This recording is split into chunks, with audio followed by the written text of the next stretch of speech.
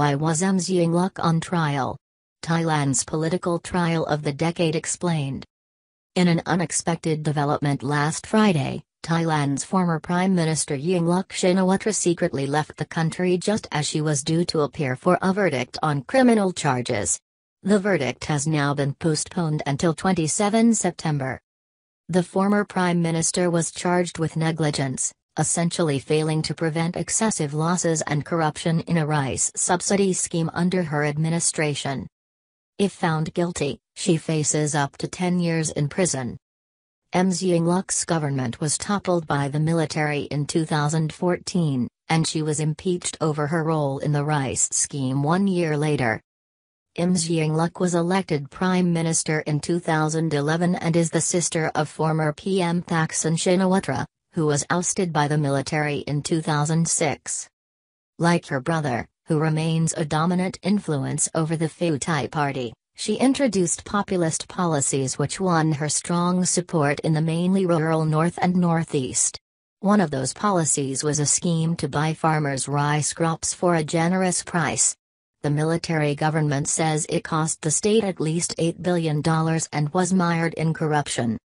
Our correspondent says it is impossible not to see a political dimension to the trial. The military ousted her government in a coup, and so the current rulers can hardly be considered impartial. And of course, under a military government, there are always suspicions that the judiciary can be influenced. It is not surprising that Ms Yingluck and her supporters say the whole thing is entirely politically motivated. Was her mystery escape helped by the government? Ms Yingluck had been widely expected to turn up in court on Friday, and her sudden disappearance caught her supporters and even some family members by surprise. For months, she had stood firm, refusing to leave the country, even though it is widely believed she was quietly encouraged to do so. But Jonathan Head suggests her flight will have been broadly welcomed in top circles, regardless of whether there was actual collusion or not. Looking at the way that Ms Yingluck got out of the country so quickly and at the last minute, to flee to Dubai, there's little doubt there must have been some high-level support for this. The government is denying any collusion, but many people on all sides of the political spectrum in Thailand say it is hard to imagine she could have left unnoticed. Why would the government allow her to leave? Ahead of the trial, the military government was faced with a dilemma. Whatever the verdict, it would likely have provoked an angry reaction from either of the two sides. Had she been acquitted, hardline opponents of Ms Yingluck would have been upset. Had she been given a prison sentence, her own supporters would have been equally angry. Hence, many people think her fleeing is the best option for the government. It takes the sting out of the possible verdict and reduces the possibility of an angry reaction, our correspondent explains. All this comes at a very sensitive time for the country, he says. The cremation of the late King Bhumibol Adulyadej is scheduled for October, and the government wants there to be complete calm. It is a very important symbolic moment and carries a great deal of significance for the monarchy. The last thing that authorities want is any trouble. There was a sense of shock when her political followers found out she had left the country.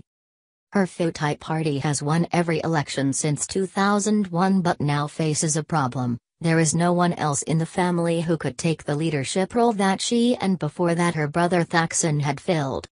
Yet the huge support base means the party will almost certainly remain the largest political force in the country.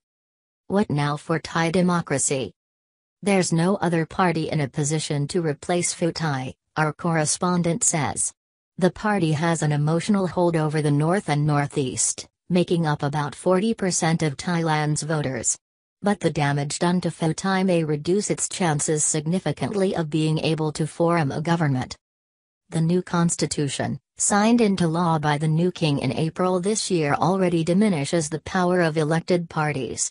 Under the new electoral system, it will be very difficult for Pheu Thai to win an outright majority as it has in the past. So it is likely the previous dominance of Pheu Thai will be replaced by a more fractured political landscape, with the military and the traditional royalist elite playing a more influential role. Will a guilty verdict lead to unrest and protests? It is unlikely she'll be acquitted now. Given that she has fled, she has in a way incriminated herself. But the fact that Ms Yingluck is out of the country takes away the symbol around which her supporters could rally. Thailand has been divided and polarized for the best part of the past 12 years, Jonathan Head says. The military and the conservatives have not been able to destroy the Shinawatra family, and the family has not been able to fight its way back into a position of dominance they once had. The general assumption has been that in the end either one side has to be destroyed, or there has to be a grand bargain. The latter scenario doesn't seem to be viable at the moment, but at the same time it is not clear if the current situation represents the beginning of the final destruction of the Shinawatra family's influence.